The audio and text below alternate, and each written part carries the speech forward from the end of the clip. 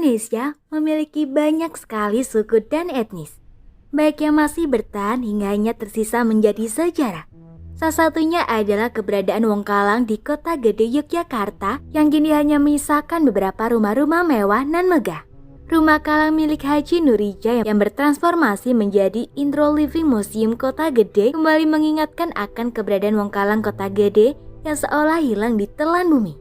Dikutip dari berbagai sumber, penamaan Kalang sebenarnya berasal dari bahasa Kawi atau bahasa Jawa kuno yang berbunyi kepalang yang artinya terpisah atau terhalang.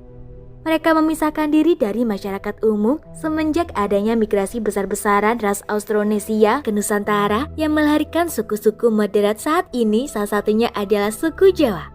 Wong Kalang datang ke bumi Mataram Islam pada abad ke-17. Awalnya mereka membuka hutan yang disebut Alas Mentau. Alas Mentau yang berada di sisi timur pusat kerajaan Mataram Islam. Kemudian wilayah ini berkembang menjadi pemukiman penduduk. Kemahiran Wong Kalang dalam mengembangkan kerajinan ukir emas dan perak berhasil membuat pemukiman tersebut sebagai sentra kerajinan emas dan perak sejak masa kejayaan Sultan Agung. Kepandaian mereka berhasil menjadikan Wong Kalang ini menjadi saudagar yang kaya raya. Terlihat dari rumah-rumah besar dengan interior khas Jawa, Cina, dan Belanda milik Wong Kalang yang masih dapat dikunjungi hingga saat ini. Dengan cepat, Wong Kalang kemudian berubah menjadi tuan tanah dan tempat orang-orang sekitar pada zaman itu meminjam uang. Hal ini membuat Wong Kalang membentuk komunitas sosial mereka sendiri.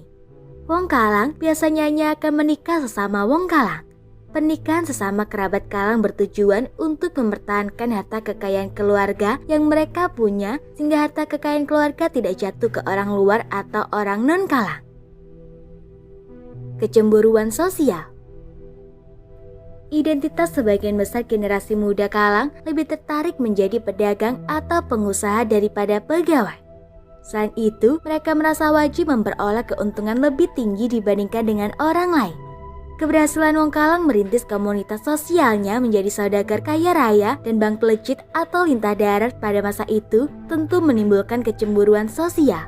Hingga akhirnya masyarakat setempat tidak sanggup lagi merasa menjadi pembantu di desa mereka sendiri. Kemarahan warga setempat tentu bukan hanya ketakan semata, hingga akhirnya membuat Wong Kalang ini pergi meninggalkan kota gede atau menyembunyikan identitas mereka sebagai Wong Kalang. Meninggalkan harta benda dan identitas Wong Kalang mau tidak mau dilakukan demi keamanan diri sendiri. Hingga akhirnya keberadaan Wong Kalang kota gede ini seolah menghilang dari sejarah peradaban kota gede Yogyakarta. Banyak cerita yang mengisahkan asal-usul Wong Kalang ini meski belum diketahui kebenarannya. Namun tidak bisa dibilang hanya mitos belaka.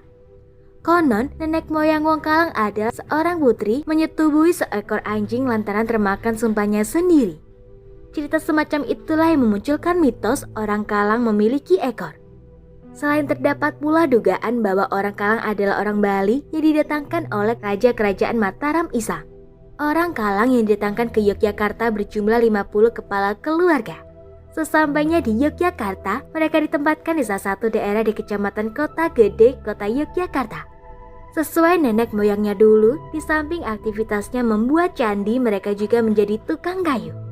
Tak mengherankan apabila Wong Kalang masih mengadopsi budaya-budaya Bali seperti membakar jenazah keluarga layaknya upacara ngaben di Bali. Terlepas dari siapa dan kemana hilangnya Wong Kalang Kota Gede Yogyakarta, Wong Kalang berhasil menjadikan kota gede sebagai sentra perak yang tersohor hingga saat ini. Semoga informasi tersebut dapat bermanfaat. Jangan lupa untuk klik subscribe untuk mengetahui video terbaru dari kami.